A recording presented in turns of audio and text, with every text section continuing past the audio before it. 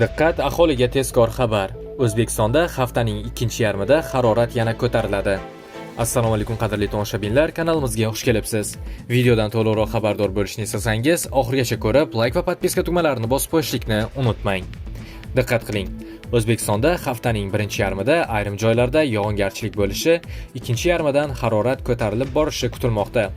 O'zgidromet prognozlariga ko'ra 25-may kuni respublika hududining katta qismida quruq ob-havo kuzatiladi.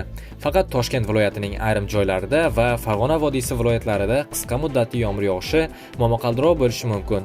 26-27 mayda respublika bo'yida ba'zi joylarda qisqa muddatli yomg'ir yog'adi. Momaqaldiroq kuzatiladi. Ushbu kunlarda havo harorati 25-30 daraja atrofida. Janubda va cho'l hududlarida ba'zi joylarda 33-35 darajagacha bo'ladi. 28-mayda respublikaning tekislik hududlarida yog'ingarchilik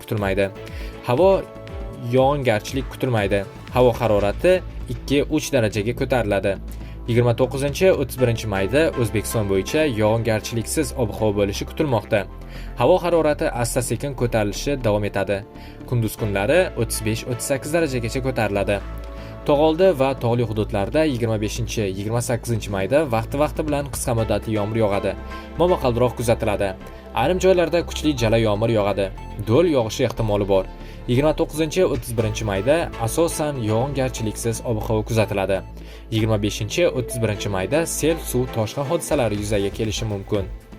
Toshkentda dushanba kuni yog'ingarchilik kutilmaydi. Harorat 26-28 daraja bo'ladi.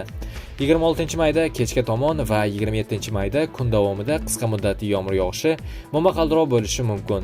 Harorat kechasi 16-18 daraja, kunduzi 26-mayda 28-30 daraja, 27-mayda 26-28 daraja bo'ladi.